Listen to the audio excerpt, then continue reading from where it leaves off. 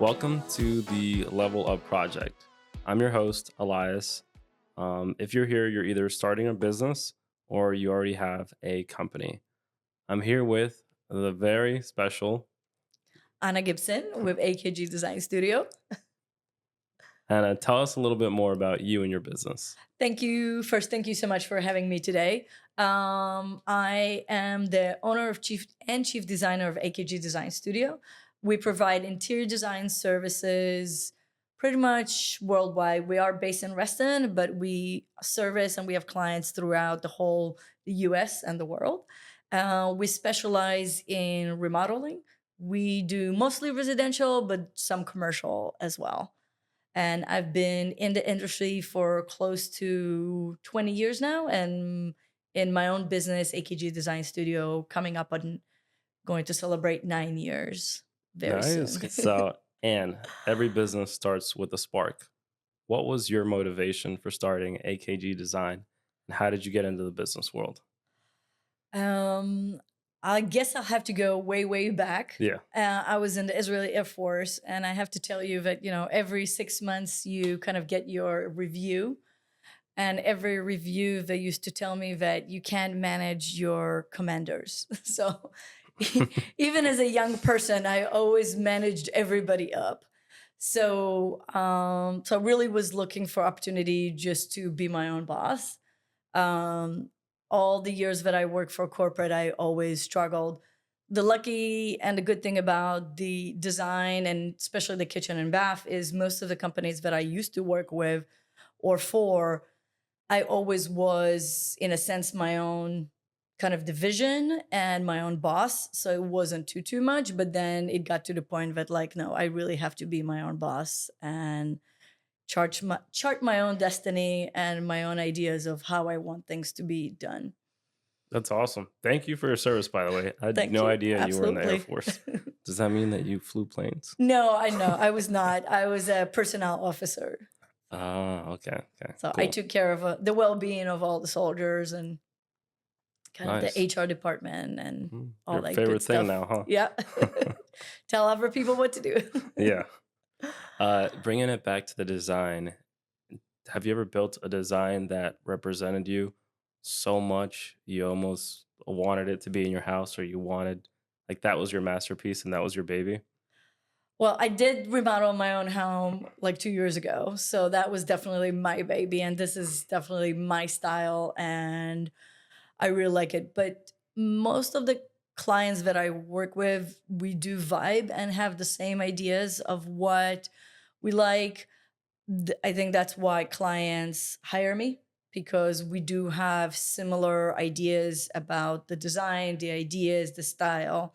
Um, if you check my website, you will see that I have a very clean, probably contemporary style. And I think that's part of the reason why my clients hire me. So if you're looking for somebody that does a lot of color and maximalist that's going to put million different patterns, Hmm. you're not going to see it on my website. So you're probably not going to hire me. So I really love all my projects and I really, each and every one of them is like my baby. And in each and every one of them, there's always something that like you might even see in the next project because I fell in love with it. So I kind of like repeated, but repeated in a very hidden way. So you're never going to see it very bluntly the same. Hmm.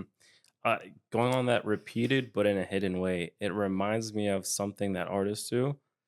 I mean, they write their name on the front, but sometimes they leave their mark on it and they put, say, a stitching or a pattern that's so small that nobody notices, but Yep. you know it's that artist. Yep. Do you have something like that? I think there's little things that I do that are definitely, I would say, my signature as far as, using colors and style that, again, if you look through my website, you will see this overall theme of how we're using color and design throughout the spaces that we're using it. Cool. I hope I opened up something new. And now every time you go to a house, you're like, I'm gonna leave that one mark There so we go. everybody knows. Years ago, I was working with this designer that I think that got a little bit Hmm. overboard because That is back in the day when travertine was all the rage, and Mm. they had these little metal medallions from copper from Deltile, and they just had different designs on them. And she used it in every kitchen that she designed. It Okay, was, that might be a little bit yes, excessive. she might have changed the way she put them, but it was literally, if you saw her kitchen, you know it was her kitchen because it was exactly the same medallion on that kitchen everywhere. So, no, so we don't do things like that. I think that's like a little bit, overboard. And at the end of the day, we're there to design a space, whether it's a Mhm. kitchen and bathroom, bedroom, that fits our client's lifestyle and their color scheme, and they're the one who's going to be enjoying the space. I always joke with them and say, yes, we spend a lot of time together, but at the end of the day, and the end of the 3 months, 6 months, 2 years, however long project take, I'm gonna go home to my family. You're the one who needs to live here. Right. So, my husband, my kid, my dog, they're the one that needs to suffer through my style. Yeah. Now, there's always challenges. What has been your most memorable challenge and how did you bounce back? Construction is one big challenge. There's never any project that's going to be perfect. There's always something that arrived broken, there's always something that is missing. I think for that is really just making sure that you are aware of it, that your client is aware of it, and that you deal with the situation. So you really, whatever happens, you kind of address it immediately. A lot of times in the way we manage our business, we actually try to review all the materials before they actually get to a client's home. So then we're trying to kind of like mitigate Mhm. all that. I would say, really, my own house is probably was the biggest, like, quote unquote, if you want to say, not a disaster, but Does your own the house? Come yes. on. Well, we were not planning to do a basement. We just needed 2 floors, the middle floor or the main floor and the top floor. And when the inspector came to inspect the soil, he's like, "Oh, it's too soft. You got to keep digging. You got to keep digging. You Mm. got to keep digging." So instead of like just doing the crawl space that we originally planned, $25,000 later, I ended up with additional basement that I didn't need. But unfortunately, it was a matter of, having issues with the soil. So I think that is really probably, the biggest, if you want to call like snafu that happened with a project. But at least I'm glad it was my own house Yeah. and not in a client's house. Yeah. Who knew that would be an issue? Yep. Yeah. Yeah. Because they did a soil test, but I guess they didn't do it deep enough. Mhm. So yeah. So that was fun and games. I've always thought that like a challenge, if I put myself in your shoes, it would be a client picking something out, installing it, and them saying, "I don't like how it looks." Oh, it happens all the time. Oh, It that's a happens. regular thing. It happens all the time. We try to make sure it doesn't happen. So You're part right. of our process is that not only we have the client sign off on Mhm. everything, including the photos of everything, but we actually make sure that they see everything physically. We work with a lot of clients from overseas, so we actually will ship samples to overseas, everywhere they are, because I need them to look everything in person. Right. But yeah, but talking about a countertop, I had a client that they came to us and they're like, "This is the stone that I want." So I assumed that she saw the whole stone Right. in the big pictures and everything. It wasn't me. She's the one who said, "This is the name of the stone. This is what I want." And I showed her sample of the stone. Again, sample of the stone. It's never what it actually is, even though it was quartz, so it's man-made, so there's not a lot of variation. And then when it was installed, she was like, "That's not what I wanted." And I'm That's what you like, asked for.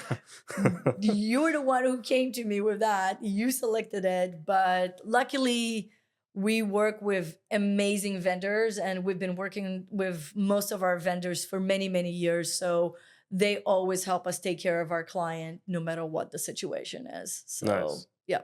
And then I think that also makes it much easier if there is an issue, because we have such an amazing relationship with our vendors that they're like, don't worry. So then, yes, we have to figure out how to cover the cost, but they also help us. They take care of the situation, and then we can all move forward and everybody's happy. Yeah. Hopefully. Yes. Yes. No. At the end of the day, we definitely want to make sure the clients are happy. Yeah, I I don't agree. want them to walk into their kitchen every time and cuss me because I don't know. Oh, this Anna. Yes. It's all her fault. Yes. All right, cool. So now we're gonna do something new, which is a Okay. game, All right. and I'm gonna Let's play. All right. talk about the rules All and then right. give you the scenarios. Okay. So I'm gonna throw out a few rapid fire scenarios, and you'll have to answer whether it's a design masterpiece Okay. or a flaw. All right. And explain why. Okay. All right. All right, first one. Designing a home office in neon colors. Well, yes and no. Yes, no. For most people, it's probably going to be a disaster just because the colors can be really too bright and affecting your way to concentrate. But we live in a very newer, diverse world, Mm, and there's some people that actually those bright, cool colors are actually invigorate them and help them be energized. So I think it is a very personal decision, actually. So I have, as of lately, changed I had a wall in my office where it was dark green. That was the wall that came. And actually, it's now is fuchsia pink. And I absolutely love it.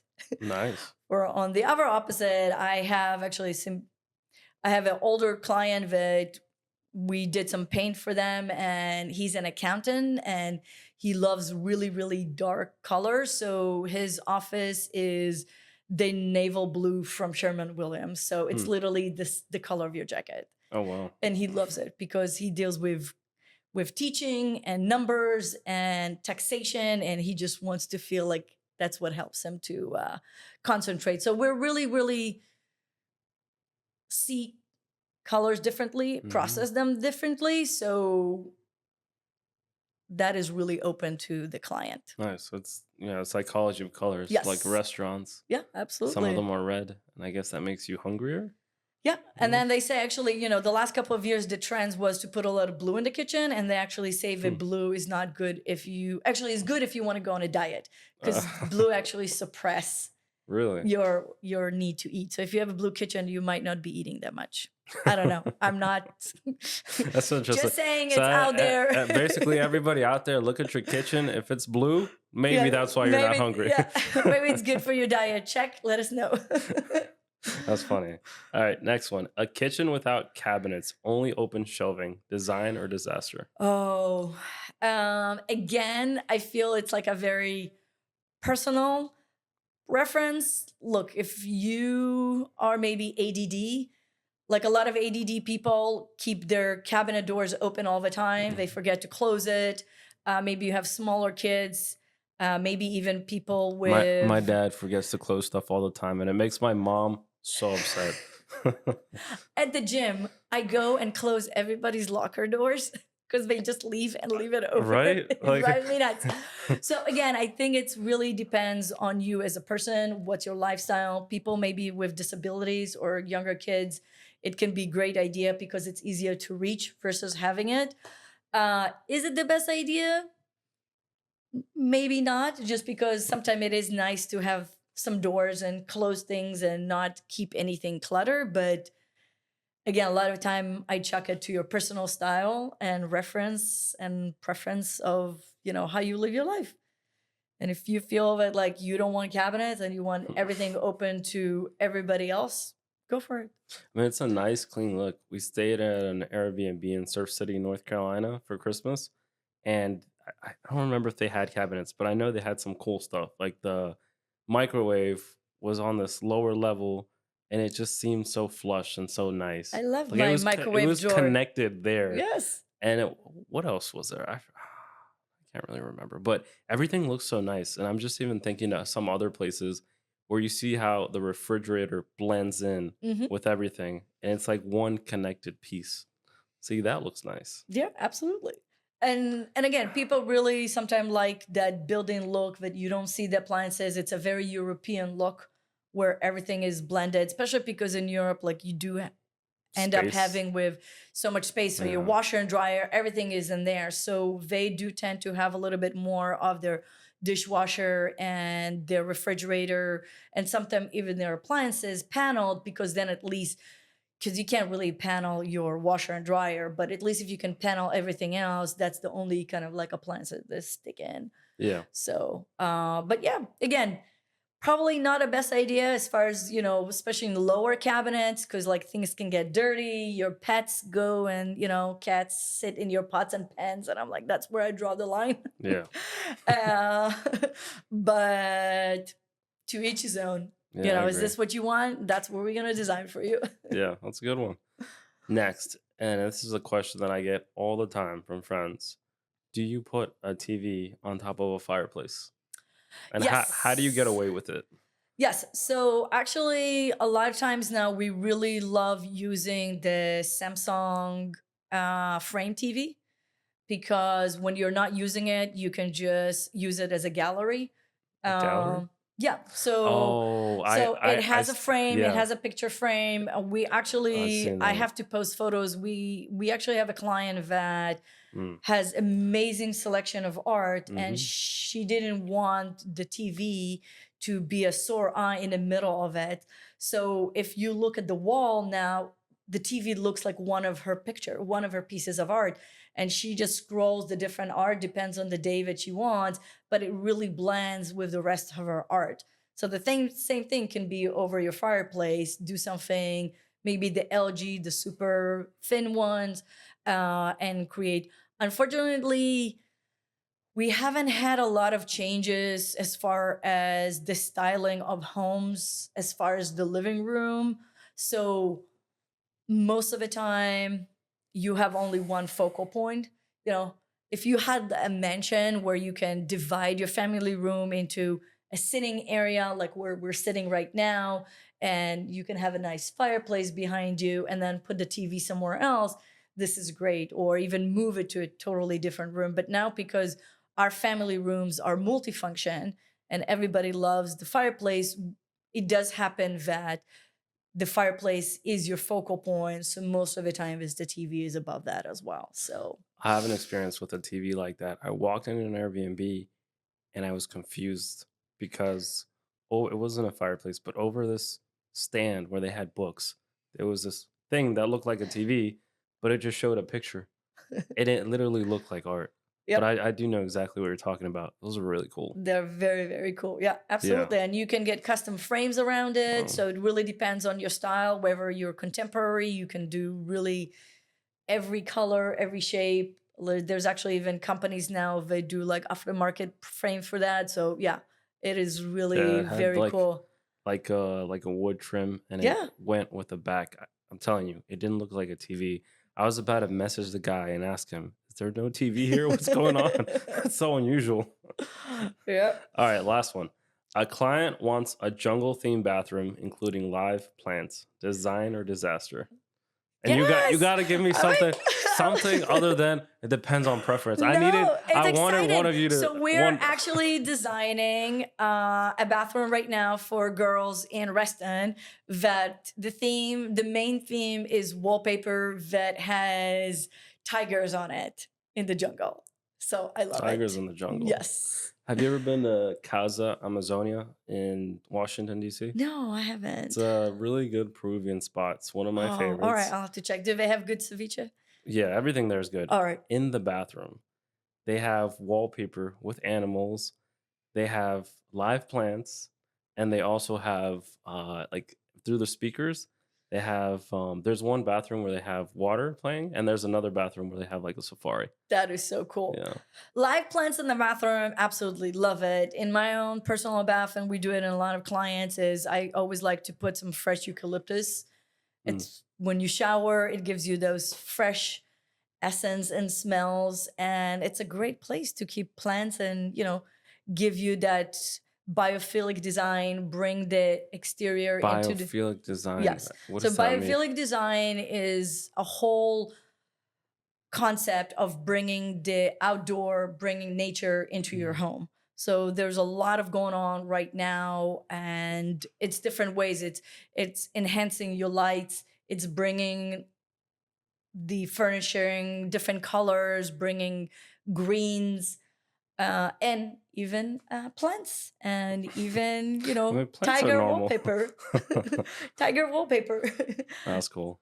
Okay, now back to the business side, All because right. we do have a segment that's for entrepreneurs Mhm. and them leveling up and getting strategies. So now back to the business side. All right. Even though I like the game.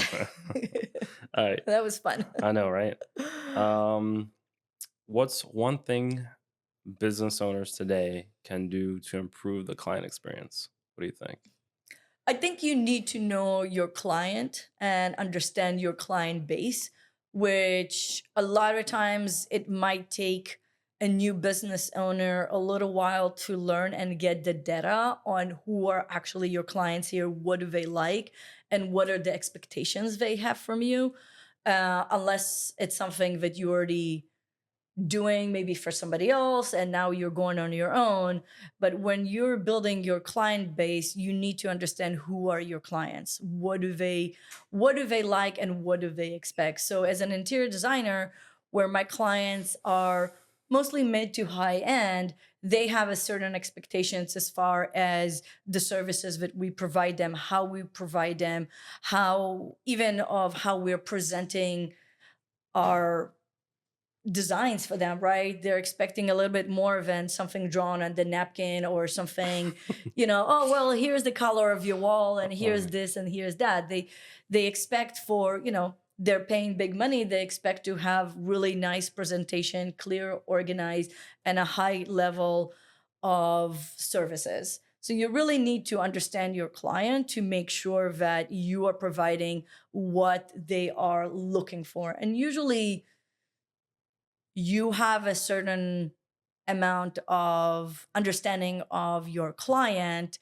where you know what they're expecting from you. So a lot of our clients are also very very busy professionals, so they know that we're going to be managing all their projects. They know that we're going to be hands on their project and make sure that we take care of all details from them, because this is our client base. Clients that are not looking for somebody like, then they'll go to we talked about the big box stores. They'll Hmm. go to somebody that like, here's your design, do whatever you want with that, or here's your wall color, or give them, I don't say half-ass, but something that like not gonna be as detailed and not gonna have that hand holding that we're giving to our specifically going to our client. So it's really understanding your client group, and building the expectations toward that. And then you can have really successful business.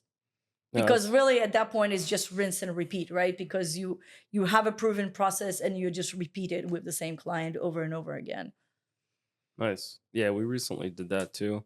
We did client interviews Yeah, because it seemed absolutely. like sometimes what I think the client wants is not what the client wants. Yep. Until you talk with them, you really understand. Oh, that's what makes you happy. Yeah. Yeah, it makes a whole Yeah, difference. absolutely. And for us, as much as we love the design, but our clients love our hands on involvement with the project management because they're so busy. Most of the time, I can tell you now, I have 4 projects, but half of them are outside of the country. Not like they live in the area, but most Hmm. of them are like, I don't even know where they are. They're usually travel, whether it's for work or for business, but they're never here. But they know that their project is moving along. They know that there's somebody that not supervising their contractor, but working alongside with their contractors, making sure that the project is moving along, making sure that everything is implemented the way that we spec everything. And, the contractor is just not making their random decisions. Yeah, so there's good trust and rapport there. I'm gonna move on to a question that I kind of just thought of, Sure. and it's something we had to do recently, and Hmm. I'm gonna talk to my friends about it, and they've done it before. So I'm curious if you've done it or what's your take on it. Firing a client. I've done that before. Okay. And sometimes you just have to. like some people are just toxic. And I know it's very hard, especially when you just starting in business. Because when you're just new in business, you feel like that you have to Do do everything, you know? everything, and the client is, this thing that Uh, the client is the always client is right. on a pedestal when you start in Yes, and you business. have to do everything to make sure that you're not losing that client. But sometimes there's people that are toxic, and it takes a lot to learn and get that confidence that, you know what, I don't need that in my life. As business owner, we're busy as it is, whether you're a single entrepreneur or you have a whole office. It's different challenges, but you always have something that is important to do. And if you have that one toxic client, then it impacts all your day, impacts everything else, and it might be impacting other clients because now you're just like, to hell with that, I don't want to do anything, and you just can go into this dark space. So I'm all about, if that's not going the right way, yeah, you need to cut the cord with the client and fire them. Yeah, maintain good relationships, but there's an unrealistic expectation, and it's hard to find mutual It is. understanding. I had a And client that was, I have boundaries. My work hour is 9 to 5. There is nothing that urgent in the design world unless your house burned down mhm, or flooded. then you got to Then call somebody then else. call your contractor, but call me Yeah, too, insurance right? company. Yes. Let me know something happened, but there is nothing that urgent that I need to answer your text messages at 5 o'clock in the morning or try to talk to you on the phone at 10 o'clock. All of us are busy professionals, but the same way that you are a busy professional, I'm also a busy professional. But after 5, 6 o'clock in the evening, I want to be with my family. Or even if I'm sitting in the office until 3 o'clock in the morning, this is my choice. But my choice is not talk to you. So I had clients that I just had to let them go because the only time that he wanted to communicate with me were just random hours of the day, and we're just like, look, this is not working for me. But the way we did it, I actually have another friend, but she's a designer. She doesn't care. She wakes up at 5 o'clock in the morning. So she's like, I'll take it. Nice. And she ended up, doing all their home and doubling the project that was there. But they worked very well together because she didn't mind answering phone calls Sure. at 10 o'clock at night and, being on his crazy schedule where I wasn't. So it worked perfectly for Yeah. everybody. So as long as you can do Align. it Yeah. in a way that nobody's mad at the end Mhm. of the day, and nobody, because we know now people are very quick to go to social media Yeah. and write and say things. So like everything else, I think you need to do it with a tact and in a very polite way as much as possible. I agree. And thank you for that. So, guys, that was Anne from AKG Design Studio, dropping wisdom and having fun with us. Thank you guys for watching episode 9 of the Level Up Project.